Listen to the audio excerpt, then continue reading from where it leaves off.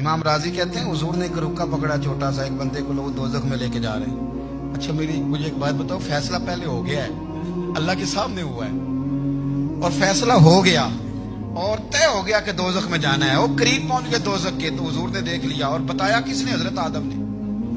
حضرت آدم کہنے لگے حضور وہ آپ کے غلام کو دوزخ میں لے جا رہے ہیں۔ نبی پاک آگے گئے، کیا پڑھتے ہیں ہمارے بھائی؟ حضور نے مجھے ان سے چھڑا کے چھوڑ دیا۔ نبی پاک صلی اللہ علیہ وسلم آگے گئے، میں ادھر آؤ، کہاں لے کے جا رہے ہو؟ اللہ کے سامنے فیصلہ ہوا ہے نا، فرشتوں نے کیا ہے نا، فرشتے کو کسی سے بددیانتی تو نہیں نہ کرتے، فرشتوں نے جو کیا ٹھیک کیا ہے نا، کیوں لے کے جا رہے ہو؟ سونے گناہ زیادہ ہے، نیکیاں تھوڑی ہیں، فرمایا میرے سامنے تو کسی فرشتے نے نہیں کہا کہ سونے ہم معاذ اللہ ہم کو بے ایمان ہے، ہماری کوئی سے زیادہ چل ساڈا کو بننا سان جائے دے نال، بھائی میرا مطلب ہے صحیح تولا ہے، فیصلہ ہے، فرمایا دوبارہ تولو۔ کوئی رب بھی فرماتا ہے جیسے میرا محبوب کہتا ہے ویسے ہی کرنا، وہ کوئی نہیں دوبارہ تول لو، کوئی حرج نہیں، تولو نہ دوبارہ۔ فرشتے دوبارہ آئیں گے، انہوں نے دوبارہ تولا، ایک پلڑے میں نیکیاں ایک پلڑے میں گناہ۔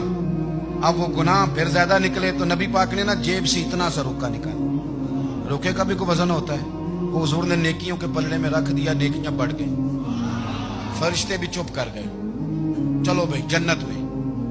میری طرح کا تھا نا پتہ سارا سردار کو کی دیا، پتہ تو تھا نا اسے من آنا کہ من آنا، تو سیدھا حضور کے قدموں سے جا لگا، کہنے لگا سونیا میں تو ساری زندگی گناہ کرتا رہا، یہ کون سی نیکی ہے؟ تو حضور فرمانے لگے چپ کر، جنت کا دروازہ کھول گیا، تو جا جنت میں۔ حضور رکے میں کیا ہے؟ فرمایا تو نے ایک دن درود و سلام نہیں پڑھا تھا، میں نے تیرا سنبھال کے رکھا ہوا تیرا درود شریف، وہ نعرے رسالت بھی تو نے لگائے تھے، وہ تو کھول کے میرے تذکرے میں نے تیرا سنبھال لیا۔ دوزخ میں میں تو کیا میرا سایہ نہ جائے، کیونکہ رسول پاک سے دیکھا نہ جائے۔